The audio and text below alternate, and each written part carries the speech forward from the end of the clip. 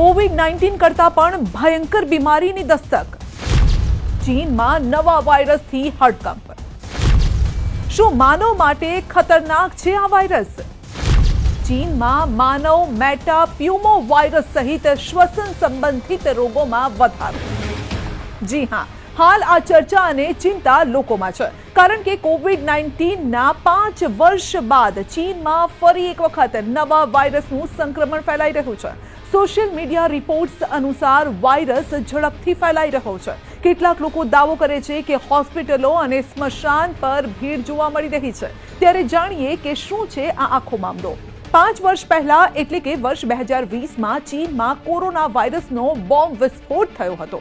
આ વાયરસે સમગ્ર વિશ્વમાં તબાહી મચાવી હતી. આ વાયરસના કારણે લાખો લોકોના મોત થયા.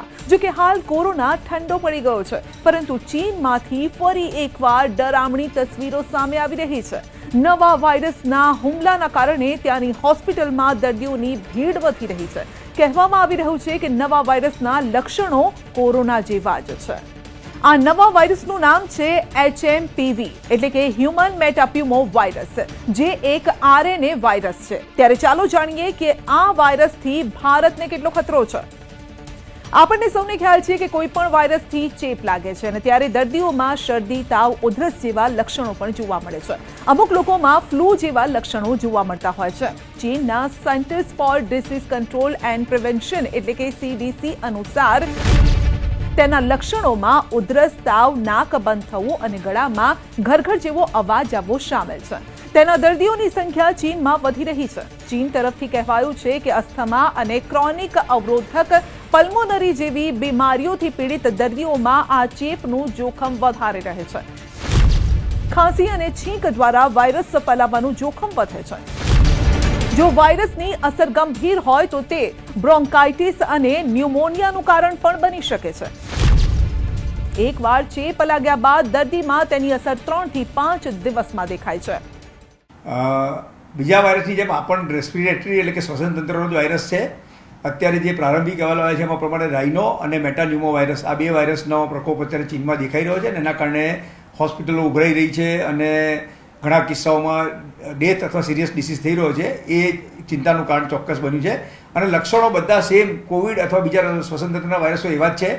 શરદી થાય છે, ખાંસી થાય છે, તાવ આવે છે, શરીરનો દુખાવો થાય છે અને ન્યુમોનિયા થાય છે. આમાં મેટાન્યુમો વાયરસમાં ન્યુમોનિયા ઘણી બધી વાર સિરિયસ થઈ જાય છે. ત્યારે લોકોમાં ચિંતા અને ડર એટલા માટે છે કારણ કે વૃદ્ધો અને નાના બાળકોમાં આ વાયરસ ઝડપથી ફેલાઈ રહ્યો છે. પણ ભારતના તબીબો માને છે કે આ એટલી ગંભીર બીમારી નથી કે જેનાથી તમારે ડરવું જોઈએ. रूटीन ह्यूमन मेटान्यूमो वायरस और इन्फ्लुएंजा के केसेस कुछ आ रहे हैं, स्पेशली इस सीज़न में.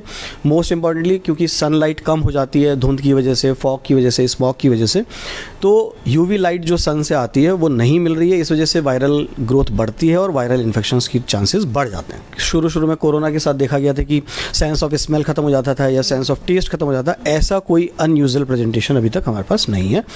ये ज़रूर है कि जो सीवियर मोस्ट केसेज होते हैं उनमें फाइनली निमोनिया डेवलप होता है और पेशेंट के लंग्स अफेक्ट होते हैं, इसलिए पेशेंट आईसीयू में आता है और ऑक्सीजन कम होने लगता है. હવે એ જાણીએ કે HMPV વાયરસ શું છે. હ્યુમન મેટાપ્યુમો વાયરસ એ RNA વાયરસ છે. આ વાયરસ ન્યુમોવિરિડે પરિવારનો છે.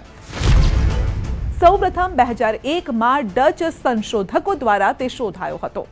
HMPV વાયરસની ઓળખ સૌપ્રથમ 2001માં થઈ હતી. એક ડચ સંશોધકે શ્વસન રોગથી પીડિત બાળકોના નમૂનાઓમાં આ વાયરસ શોધી કાઢ્યો હતો. જો કે આ વાયરસ છેલ્લા 6 દાયકાથી આપણી આસપાસ છે અને આ વાયરસ તમામ પ્રકારની ઋતુઓમાં વાતાવરણમાં હાજર હોય છે, પરંતુ તેના ફેલાવાનું જોખમ શિયાળામાં સૌથી વધુ હોય છે. મોટાભાગે 14 વર્ષથી ઓછી ઉંમરના લોકોને તે અસર કરે છે. આ ટાઈપના જે પણ શ્વસન તંત્રના રોગ કોઈને દેખાશે અથવા ન્યુમોનિયા થશે તો એનું ટેસ્ટિંગ કરવામાં આવશે. સરકાર દ્વારા ડિક્લેર કરી દેવામાં આવ્યું છે, એટલે આપણે તરત એને જો આવતો હશે પકડી શકાશે. તકેદારીના પગલાં રૂપે એવું જ છે કે જે રીતે આપણે કોઈ આજુબાજુમાં કોઈને વાયરલ ઇન્ફેક્શન થયું હોય તો એને થોડો આઇસોલેટ રાખો, અથવા એ માસ્ક પહેરીને ફરે અથવા આપણે માસ્ક પહેરીને ફરીએ, હાથ ચોખ્ખા રાખીએ, એટલે આપણે વારંવાર જે SMSની ફોર્મ્યુલા હતી અપનાવીએ તો આઈ ડોન્ટ થિંક કે વાયરસ જલ્દી આપણને આપણામાં પ્રવેશે અથવા પ્રસરે. મોટી ઉંમરના માણસો પ્લસ જે લોકો બીજી કોમોર્બિડ કન્ડિશનથી પીડાય છે, લાઈક ડાયાબિટીસ છે, બ્લડ પ્રેશર છે, કાર્ડિયાક બીમારી છે, એ લોકો અને નાના બાળકો, આ લોકોએ ધ્યાન રાખવું જોઈએ. માનો મેટાપ્યુમો વાયરસ માટે હાલમાં કોઈ રસી ઉપલબ્ધ નથી, જેના કારણે ચીનના આરોગ્ય અધિકારીઓ ચિંતિત છે. વાયરસનો પ્રકોપ વધે તો આરોગ્ય અધિકારીઓ દ્વારા લોકોને માસ્ક પહેરવા, ભીડવાળી જગ્યાઓથી દૂર રહેવા અને વારંવાર હાથને સેનિટાઈઝ કરવાની સલાહ પણ આપવામાં આવી છે. बैक्टीरियल डिजीजेस के लिए एंटीबायोटिक्स अवेलेबल हैं और एंटीबायोटिक्स वायरल इन्फेक्शंस में कोई काम नहीं करती हैं, तो अननेसेसरीली घर पे बैठ के सेल्फ मेडिकेशन करने का कोई फ़ायदा नहीं है. अगर आपको सांस की तकलीफ़ है, ऑक्सीजन कम हो रही है, आप ऑक्सीजन मॉनिटर करिए. सांस की तकलीफ़ है तो डॉक्टर से मिलिए. घर पे बैठ के एंटीबायोटिक लेके चीज़ें कॉम्प्लिकेट हो जाने के बाद अगर आप अस्पताल आते हैं तो फिर प्रॉब्लम बढ़ती है. पेशेंट्स जिनको वेंटिलेटर की ज़रूरत नहीं होती उन्हें भी वेंटिलेटर पर जाना पड़ता है. तो ज़रूरी है कि अपने सिम्टम्स को अर्लीस्ट आप नोट करें, इग्नोर ना करें और डॉक्टर से सलाह लें.